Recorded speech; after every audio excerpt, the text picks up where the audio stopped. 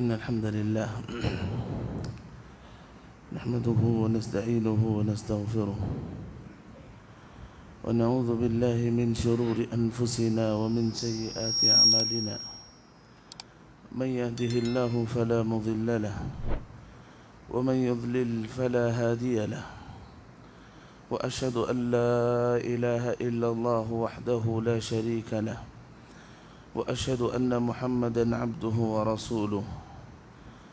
أما بعد، فأعوذ بالله من الشيطان الرجيم. بسم الله الرحمن الرحيم. يوم نقول لجهنم هل امتلأت وتقول هل من مزيد وأزلفت الجنة للمتقين غير بعيد.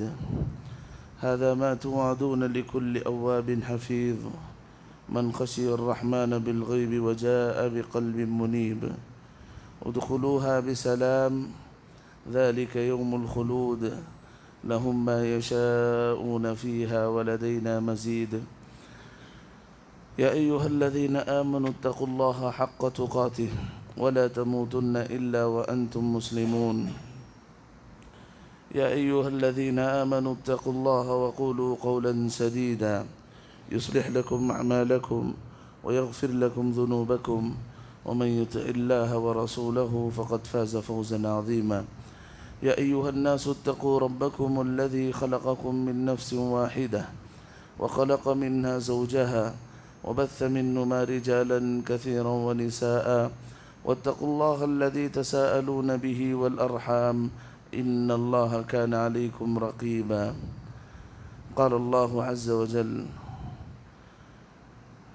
وما أصابكم من مصيبة فبما كسبت أيديكم ويعفو عن كثير.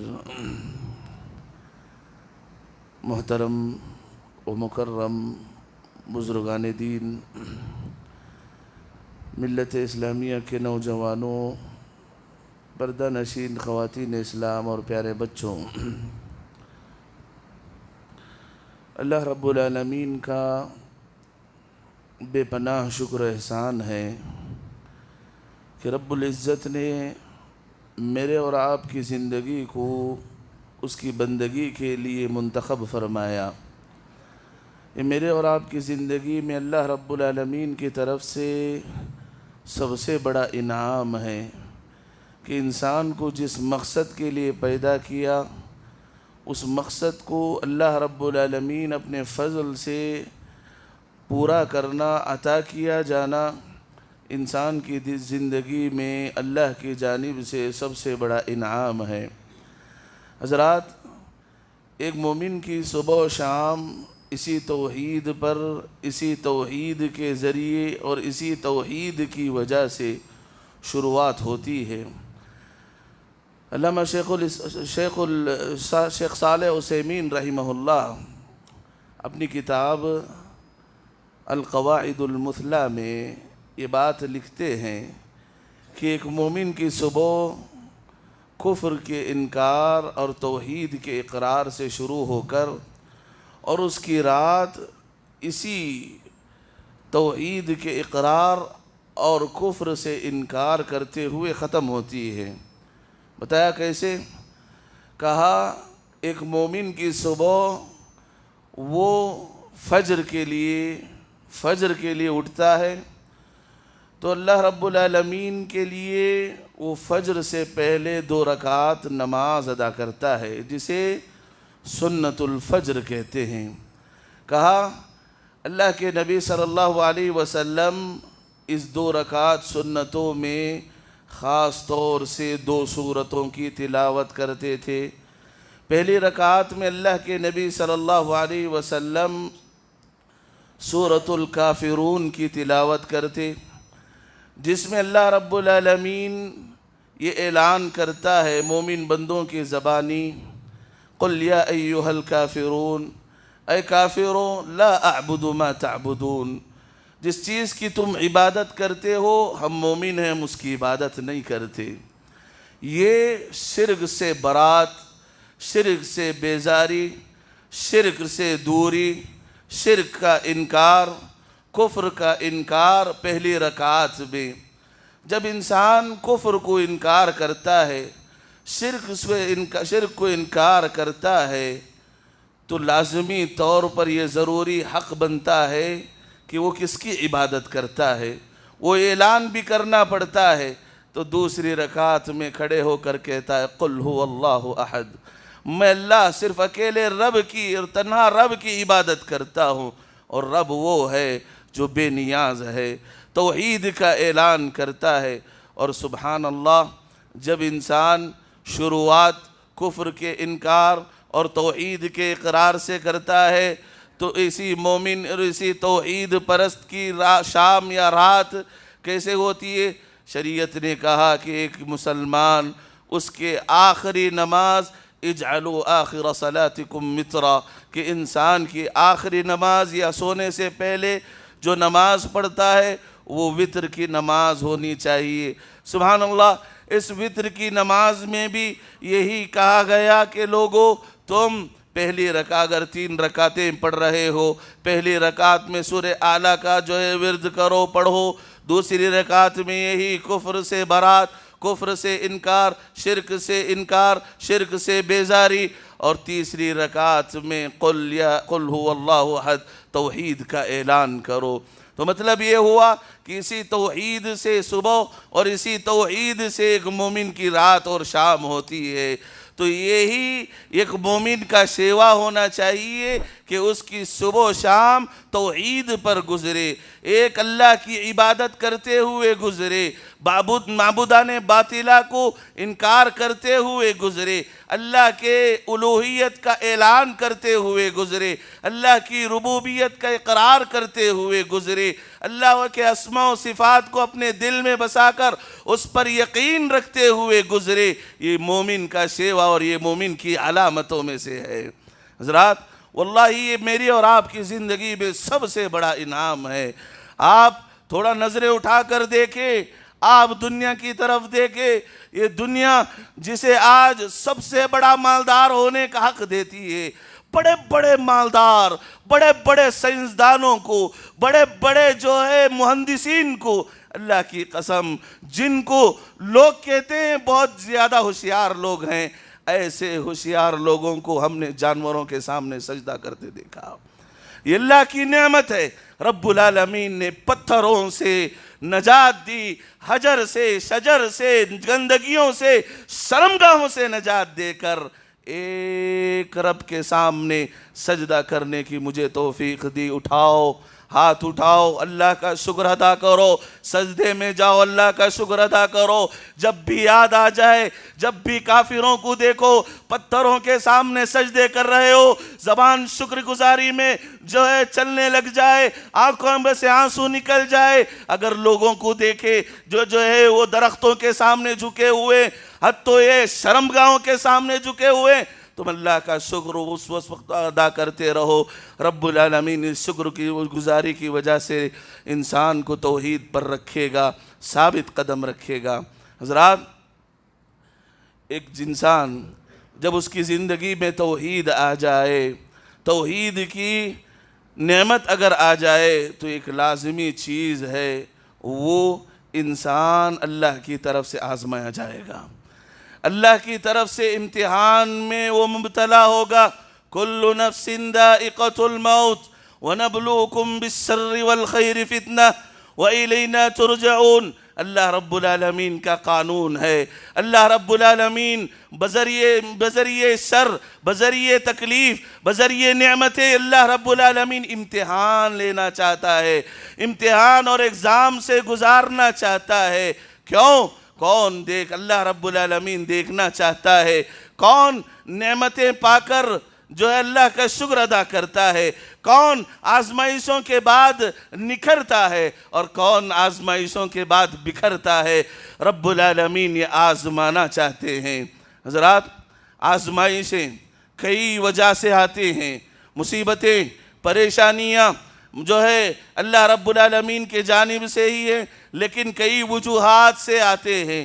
سب سے پہلا وجہ یہ ہے کہ انسان کو اللہ رب العالمین اس کے درجات بلند کرنا چاہتا ہے۔ اسے اللہ رب العالمین انسان کو ایک مقام دیا ہوا ہوتا ہے، اس کا ایک مقام ہوتا ہے۔ اگر اس کے نیکیاں اس مقام تک نہیں پہنچاتے، اس کے اچھائیاں، اس کے سجدے اس مقام تک نہیں پہنچاتے، تو رب العالمین اس کی زندگی میں مصیبتیں ڈال دیتا ہے، پریشانیاں ڈال دیتا ہے، غم ڈال دیتا ہے، رنج ڈال دیتا ہے، مصیبتیں ڈال دیتا ہے، بیماریاں ڈال دیتا ہے، جو ہے مال کے جو ہے ذریعے آزماتا ہے، ہر طریقے سے اللہ رب العالمین اسے آزماتا ہے۔ جب انسان توحید کے ساتھ، نیکیوں کے ساتھ، اچھائی کے ساتھ، ثواب کو اپنی زندگی میں جاری رکھتے ہوئے ان مصیبتوں پر صبر کر لے، اللہ جو مقام اس کے لیے طے کر رکھا ہے، رب العالمین وہ مقام اسے عطا کر دیتے ہیں، رب العالمین اسے وہ مقام عطا کر دیتے ہیں۔ سبحان اللہ۔ اللہ کے نبی صلی اللہ علیہ وسلم جن کے بارے میں کہا گیا غفر له ما تقدم من ذنبی، اے نبی آپ کی شخصیت ایسی ہے کہ جس کے اگلے پچھلے گناہ سارے معاف کر دیے گئے، آپ معفو عنہ ہیں، آپ کے سارے گناہ دھل دیے گئے ہیں، معاف کر دیے گئے ہیں۔ عائشہ صدیقہ رضی اللہ عنہ کہتی ہے اللہ کے نبی صلی اللہ علیہ وسلم ایک مرتبہ رات میں اٹھی، میں کیا دیکھتی ہوں، اللہ کے نبی صلی اللہ علیہ وسلم پیٹ کے درد کی وجہ سے تڑپ رہے ہیں، پیٹ کے درد کی وجہ سے تڑپ رہے ہیں۔ عائشہ کہتی ہے اللہ کے نبی درد کی وجہ سے کروٹیں بدل رہے ہیں، کبھی سیدھے طرف، کبھی دائیں، کبھی بائیں، کبھی اللہ کے نبی صلی اللہ علیہ وسلم سیدھے لیٹ رہے، درد کی تکلیف کی وجہ سے۔ عائشہ کہتی ہے اللہ کے نبی اگر کوئی صحابی اس طرح کرتے تو آپ انہیں منع کرتے، آپ خود اس طرح تڑپ رہے۔ کہا اللہ کے نبی صلی اللہ علیہ وسلم نے اے عائشہ یہ مصیبتیں انبیاء علیہ السلام پر بہت زیادہ آتی ہیں، سب سے زیادہ مصیبتیں، آزمائشیں، تڑپایا جانا اس امت میں انبیاء کے لیے ہے۔ آزمائشیں ان اشد الناس ابتلاء الانبیاء ثم الامثل فالامثل، سب سے زیادہ تکلیفیں، سب سے زیادہ مصیبتیں انبیاء علیہ السلام کو آتی ہیں، اور اس کے بعد جن کا ایمان ان کے برابر ہوگا، ان کے مثل ہوگا، جن کے ایمان میں اضافہ ہوتا رہے گا، آزمائشیں ویسی ویسی آتی رہیں گی۔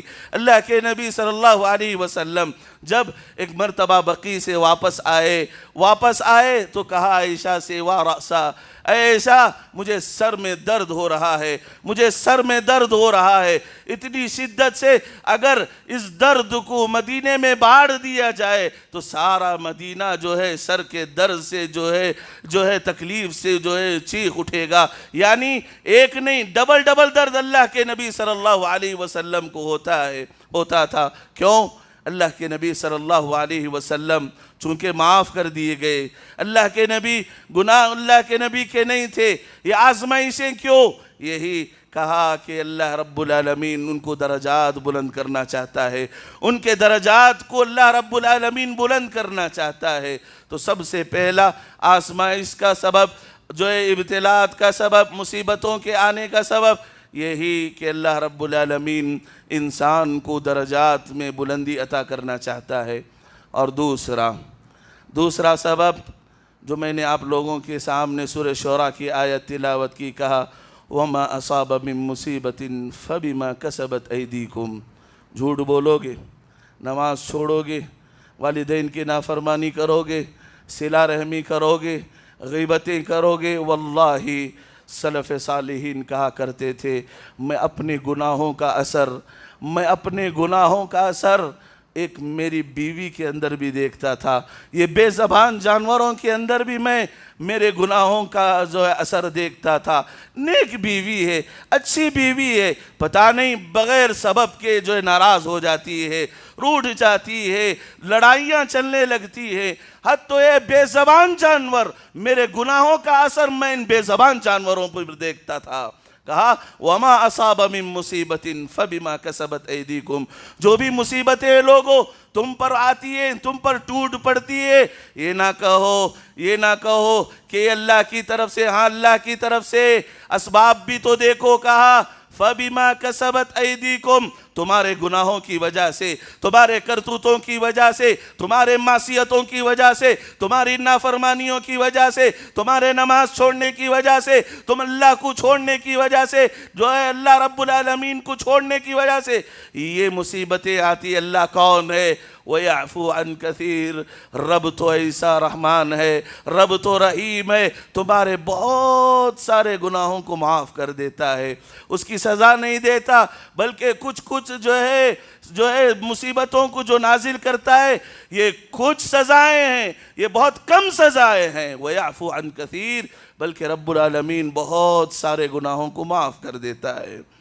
علا ابن بدر رحمہ اللہ سے ایک اندھا انسان آ کے کہتا ہے، اے علا بتائیں میں پیدا ہوا نابینا۔ سبحان اللہ، دیکھو گناہوں کا اثر کہاں تک پہنچتا ہے۔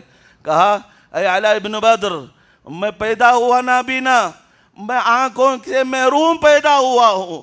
کہا یہ تمہارے ماں باپ کے گناہوں کا اثر ہے، کہا یہ تمہارے والدین کے گناہوں کا اثر ہے۔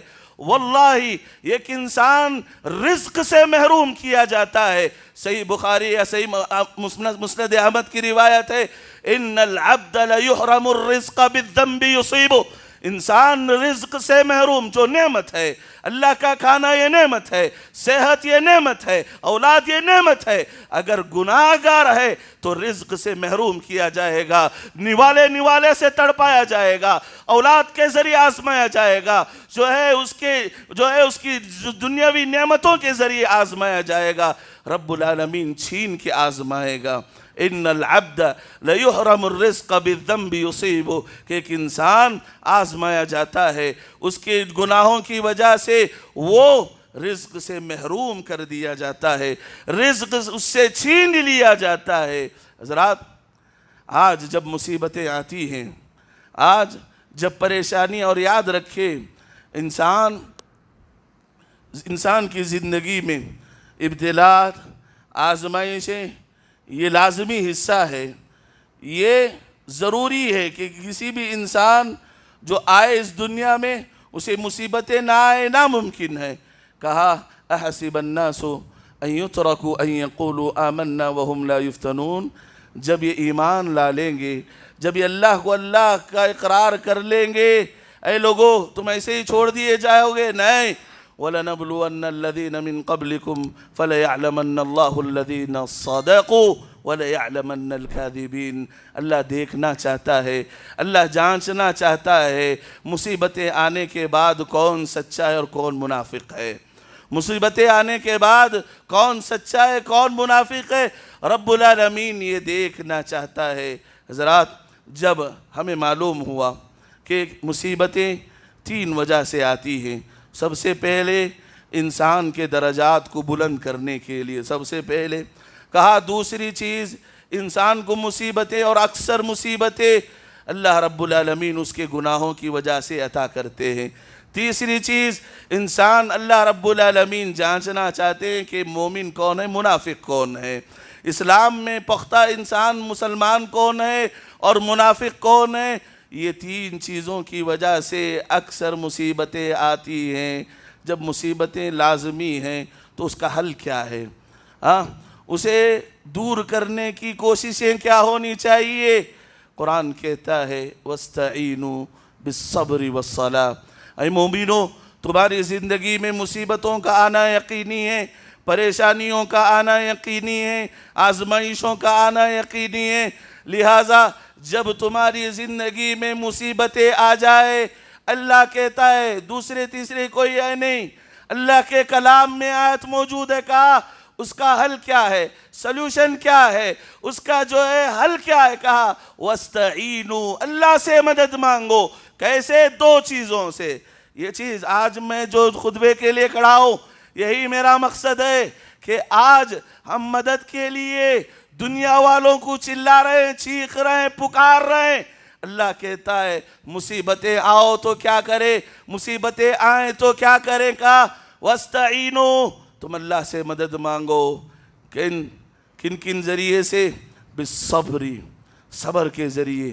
کیسی بھی مصیبت ہو کہو قدر اللہ ما شاء فعل، یہ اللہ نے میری تقدیر میں کوششیں کرو، جب جو چیزیں ہونی ہیں ہو جائے گی، کہو یہ اللہ کی طرف سے ہو، اللہ کی طرف سے صبر کر لو، صبر کے ذریعے اللہ سے مدد مانگو۔ اللہ کے نبی صلی اللہ علیہ وسلم نے فرمایا، قیامت کے ابو داؤد کی روایت ہے، قیامت کے روز رب العالمین صبر کرنے والوں کو اتنا اجر دیتا ہے، اتنے نعمتوں سے نوازتا ہے، اتنا ثواب دینے لگتا ہے، سبحان اللہ۔ جو دنیا میں صبر نہیں کیے ہوں گے وہ افسوس کرتے ہوئے کہیں گے کاش دنیا میں ہمارے جسموں کو لوہے کی کنگھیوں سے چیر دیا جاتا اور ہم صبر کر لیتے، آج یہ ثواب پاتے، آج یہ ثواب پاتے صبر کر کے اس دنیا میں۔ تو صبر کرنے والوں کو وَبَشِّرِ الصَّابِرِينَ، بادشاہ کہتا ہے، خالق کہتا ہے، اے صبر کرنے والوں میں تمہارے ساتھ ہوں، صبر کر لو، تکلیف آئے زبان نہ کھولو، صبر کر لو، تڑپائے جائے صبر کر لو، میں تمہارے ساتھ ہوں۔ ان اللہ لا یضیع اجر المحسنین، اللہ رب العالمین جو محسنین ہیں اور محسنین کو اللہ رب العالمین ان کے اجر کو ضائع نہیں کرے گا۔ واللہ یہ صبر کرنے والے کے صبر کو اللہ ضائع نہیں کرے گا، بہترین اجر و ثواب سے نوازے گا۔ تو سب سے پہلا سلوشن کیا ہے؟ صبر کریں، آزمائے جائیں گے، حتیٰ یہ تم کبھی کبھی تمہاری بیوی کے ذریعے آزمائے جاؤ گے، اولاد کے ذریعے آزمائے جاؤ گے، اپنے رشتہ دار چیختے چلاتے اپنے ان کے ذریعے جو ہے تڑپائے جاؤ گے، کبھی جو ہے لوگوں کے ذریعے تڑپائے جاؤ گے، کہا صبر کرو، یہ پہلا سلوشن ہے۔ دوسرا کیا کہے؟ وَاسْتَعِينُوا بِالصَّبْرِ وَالصَّلَاةِ، نماز کے ذریعے اللہ کی مدد مانگو، اللہ سے مدد مانگو، کیسے؟ نماز کے ذریعے۔ بتی گل 9 بجے، سبحان اللہ، سارے لوگوں کی انگلیاں کہاں تھی؟ بڑے افسوس سے اس کے نام۔ دیکھیے میں یہ نہیں کہتا کہ نہیں آپ فلاں کی مخالفت کرو، الحمدللہ یہ بات خوشی سے کہنے پڑتی ہے کہ لوگوں نے اتحاد کا ثبوت دیا۔ مسلمان لوگوں پرسنل لا بورڈ کے کہنے پر اتحاد کا ثبوت دیا، آپ اسباب اپناؤ، آپ دنیا بھر کے اسباب اپناؤ، لیکن سارے اسباب اپنا لو اور اللہ کو چھوڑ دو، اللہ کی مدد آئے گی؟ بتاؤ، 8:30 بجے نماز تھی عشاء کی، اللہ کے لیے دلوں پر ہاتھ رکھ کے بتاؤ، 8:30 بجے یہاں عشاء کی نماز تھی، لوگوں نے نماز کا اہتمام نہیں کیا، اللہ کی قسم 9 بجے، اور 9 بجے اس بتی کو گل کرنے کے لیے یا بند کرنے کے لیے ہمارے ہاتھیں بڑی ہوئے تھی۔ اور اسی کے فجر کی بات اگر کرے، سارے لوگ سوئے ہوئے تھے، اللہ کو یاد کرنا چھوڑ دیے۔ اللہ کہتا ہے لوگوں صبر کے ذریعے، نماز کے ذریعے تم اللہ سے مدد مانگو۔ لوگوں نماز چھوڑ کے اللہ کی قسم 15 منٹ نہیں 15 سال تم اپنے بتیوں کو بجھائے رکھو، 15 سال روڈوں کو جام کر کے رکھو، چیخو چلاؤ، اگر اللہ کو چھوڑو گے اللہ تمہاری اس جو ہے چیخنے چلانے کو بیکار کر دیتا ہے۔ سبحان اللہ۔ دیکھیے سیرت پڑھ کر دیکھیں، اللہ کے نبی صلی اللہ علیہ وسلم کتنے 313 لے کر بدر کی طرف نکلتے ہیں، دنیا کے سارے اسباب اپنا لیے، کہا کہ ہم لوگ ترتیب دے دیے، سارے چیزوں کو جو ہے اسباب اپنا لیے، سارے لوگوں کو صحابہ کو کھڑا کر دیے جنگ کے لیے، سامنے 1000 کی فوج ہے، ہزاروں کی تعداد موجود ہے، 313 یہاں موجود ہیں، سارے لوگوں کو کھڑا کر دیے، بس اتنا ہی نہیں کھڑا کر دیے اور لڑنا شروع کر دیے، نہیں، مسجد عریش آج بھی موجود ہے، آج بھی موجود ہے بدر کی سرزمین میں۔ اللہ کے نبی کا یہ ڈیرہ خیمہ تھا، اندر چلے گئے، ابو بکر کہتے ہیں اللہ کے نبی سجدے میں گر گئے، نماز پڑھ کر سجدے میں گر گئے، کہا اللہم ان تہلک هذه العصابہ، اے اللہ یہ مٹھی بھر جماعت ہے، اے اللہ یہ 313 ہیں، اے اللہ اگر یہ 313 اس بدر کی سرزمین میں مٹ جائیں گے، مر جائیں گے، اے اللہ تو یاد رکھنا اس سرزمین میں تیری عبادت کرنے والا کوئی نہیں رہے گا، اے اللہ ہم تعداد میں کم ہیں لیکن اے اللہ تجھ سے ہم بھروسہ کیے ہوئے ہیں، اے اللہ تیری مدد نازل فرما، اے اللہ تیری مدد کے محتاج ہیں، اے اللہ تیری مدد نازل فرما۔ رو رہے، گڑ گڑا رہے، رو رہے، سبحان اللہ۔ ابو بکر کہتے ہیں اللہ کے نبی سجدے میں اتنا رو رہے ہیں، اللہ کے نبی کی چادر گر رہی ہے۔ ابو بکر کہتے ہیں اللہ کے نبی بس کرے، اللہ نے تمہاری دعا قبول کر لی۔ اللہ کے نبی مسکراتے ہوئے سجدے سے سر اٹھاتے، خوشخبری سناتے کہ اللہ رب العالمین نے فرشتوں کے ذریعے تمہاری مدد فرمائی۔ لوگوں، اللہ کو چھوڑ کر تم جتنا بھی آوازیں لگاؤ بیکار ہو جائیں گی۔ اللہ کے نبی صلی اللہ علیہ وسلم کے بارے میں آتا ہے، جب بھی کوئی مشکل پیش آتی، جب بھی مصیبت آتی، جب بھی پریشانی آتی، کیا کرتے؟ بتیاں گل کرتے، روڈوں کو جام کرتے۔ آج بتاؤ کتنے لوگ ہیں جن کو مصیبت کے وقت اللہ یاد آتا ہو؟ اللہ کے نبی جب بھی مصیبت آتی فوراً مسجد آتے سجدے میں پڑ جاتے۔ اے اللہ تو ہی ہے، ساری دنیا کو چلانے والا۔ اے اللہ ایک موسیٰ کو ہزاروں کی تعداد میں آنے والے فرعونیت کے سامنے ایک موسیٰ کو اے اللہ تیری طاقت روکنے والی تھی۔ اے اللہ تو ہماری مدد فرما۔ بتاؤ اے مسلمانوں، بتاؤ مصیبت میں ہر انسان مبتلا ہے۔ اگر انسان اپنی زندگی سے آرام پایا ہوا ہے، خاص طور سے مسلمان، یہ حکومت سے تو ضرور پریشان ہے، یہ حکومت کی وجہ سے آزمایا جا رہا ہے، فتنے میں مبتلا ہے۔ ہمیں معلوم نہیں ہم تو چلے جائیں گے، ہمارے بچوں کا کیا ہوگا؟ ان کے ہاتھ میں جو ہے نیٹ ہے، یہ گندگی ہے، یہ جو ہے آزمائش کی شکل میں موبائل فون ہے، اور سبحان اللہ پتہ نہیں ان کا مستقبل کیا ہونے والا ہے۔ بتاؤ اللہ کے لیے اپنے سینوں پر ہاتھ رکھ کے بتاؤ، کبھی ہم نے اللہ سے مانگا بچوں کے مستقبل کے لیے؟ کبھی رویا اس حکومت کے سلسلے میں اللہ کے سامنے شکایت کی؟ کہا اے اللہ یہ ظالم حکومت ہے جو ہم پر ظلم کر رہی ہے، جو ہمارے جو ہے چیزوں پر جو ہے ڈیرا ڈالنا چاہتی ہے؟ کہ ہم نے اللہ سے شکوہ کی؟ نہیں۔ اللہ کو چھوڑ کر پتہ نہیں آوازیں کہاں کہاں اٹھا رہے، بے جا جو ہے کہاں کہاں جو ہے روڈ بلاک کر رہے۔ اللہ کے بندو اللہ سے جڑ جاؤ، اللہ سے جڑ جاؤ۔ یا بلال اذن، یا بلال ارحنا بالصلاة، اے بلال اذان دے دو، نماز کے ذریعے دلوں کو سکون پہنچا لیں گے۔ اے بلال یہ دل بے چین ہے، اے بلال یہ دل میں جو ہے رنج ہے، اے بلال اذان دے دو، ہم نماز کے ذریعے اس دل کو سکون پہنچا لیں گے۔ کون ہے جو اللہ کے نبی کی اس اقتداء کو کرتے ہوئے نمازوں کی پابندی کر لیے؟ ایسے وقت میں جب حکومت ہمارے خلاف زوروں پر ہے، مٹانا چاہتی ہے، ہمارے صنعت کو وجود کو مٹانا چاہتی ہے، ایسے میں کون ہے جو اللہ سے جڑ جائے، جو اللہ سے جڑ جائے؟ اللہ کے بندو اللہ ہی سلوشن بتا رہا ہے، وَاسْتَعِینُوا بِالصَّبْرِ وَالصَّلَاةِ۔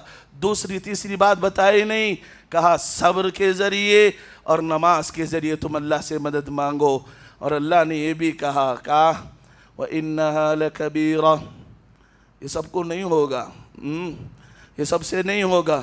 وَإِنَّهَا لَكَبِيرَةٌ إِلَّا عَلَى الْخَاشِعِينَ، آسان انہی لوگوں کو ہوگا جن کے دل میں اللہ کا ڈر ہوگا، آسان انہی کو ہوگا جن کے دلوں میں اللہ کا ڈر ہوگا، جن کو معلوم ہے کہ ہم کو مرنا ہے، ہمارے آنکھیں بند ہونا ہے، ایک قبر میں ہمیں دفن کیا جانا ہے، ہمارے ساتھ جو بھی آئے ہیں سب لوٹ کر آنا ہے۔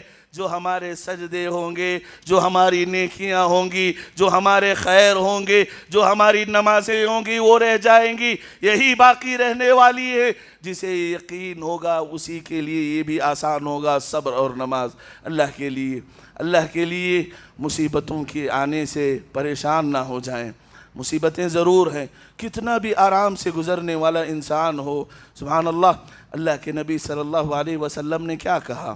صحیح بخاری کی روایت ہے، ایک انسان رنج اسے لائق ہوتا ہے، غم ہوتا ہے، مصیبتیں آتی ہیں، اس پر جو ہے حد تو یہ اس کے پیر میں اگر کانٹا بھی چوبتا ہے، اللہ رب العالمین ان تکلیفوں مصیبتوں کی وجہ سے اس کے گناہ معاف کرتے ہیں۔ یقین رکھیں آپ کا یہ صبر، آپ کا یہ آزمایا جانا اور آپ کا صبر کرنا ضائع نہیں ہوگا۔ اور اس صبر کے ساتھ آپ اپنے مسجدوں کو آباد رکھیں، اللہ کو یاد کرتے رہیں، اور اس کے ساتھ ساتھ چلتے پھرتے اٹھتے بیٹھتے سوتے جاگتے زندگی کے جس مرحلے میں بھی ہو استغفار کیا کرے۔ یہ استغفار انسان کے وہ گناہ جس سے وہ انجان ہے اسے معلوم نہیں، کبھی گناہ ہوتے ہیں، کبھی ایسے ہی باتوں میں جھوٹ بول دیتا ہے اسے معلوم نہیں، یہ استغفار اس کے گناہوں کو معاف کر دیتے ہیں۔ اللہ رب العالمین سے دعا ہے کہ رب العالمین مجھے اور آپ کو جو ہے صبر پر تکلیفوں پر صبر نصیب فرمائے۔ اللہ رب العالمین مجھے اور آپ کو نماز پڑھنے والا مسلمان بنائے۔ اللہ رب العالمین ہمیشہ رب کو یاد رکھنے والا مسلمان بنائے، خوشی ہو یا غم اسی کے سامنے سجدہ کرنے والا مسلمان بنائے۔ رب العالمین جب تک اس دنیا میں رکھے توحید پر رکھے، اسلام پر رکھے، جب موت آئے تو توحید پر آئے، اسلام پر آئے۔ یا رب یا رحمان ہمارے بعد ہمارے بچوں کی تو توحید کی حفاظت فرما، انہیں توحید پر ثابت قدم رکھنا، اور ان کی موت بھی آئے تو توحید پر آئے۔ اللہ رب العالمین ہماری مغفرت فرمائے، اللہ رب العالمین ہمارے والدین کی مغفرت فرمائے۔ اللہ رب العالمین اگر ہمارے والدین زندہ ہیں رب العالمین انہیں صحت کے ساتھ، عافیت کے ساتھ، سکون کے ساتھ، برکتوں والی، اچھے عمل والی زندگی نصیب فرمائے، اور جن کے والدین انتقال کر گئے ہیں رب العالمین جنت کی نعمتیں انہیں نصیب فرمائے۔ رب العالمین ہمارے اساتذہ اور علماء کی مغفرت فرمائے، رب العالمین ان کے درجات کو بلند فرمائے، اللہ رب العالمین ان کی نیکیوں کو قبول فرمائے۔ رب العالمین ہم میں سے جو بیمار ہیں انہیں صحت و عافیت سے نوازے، رب العالمین ہم میں سے جو قرض میں ڈوبے ہوئے ہیں اللہ رب العالمین رزق کے دروازے انہیں کھول دے۔ اقول قولی هذا استغفر الله لي ولكم ولسائر المسلمين انه هو الغفور الرحيم رب حليم۔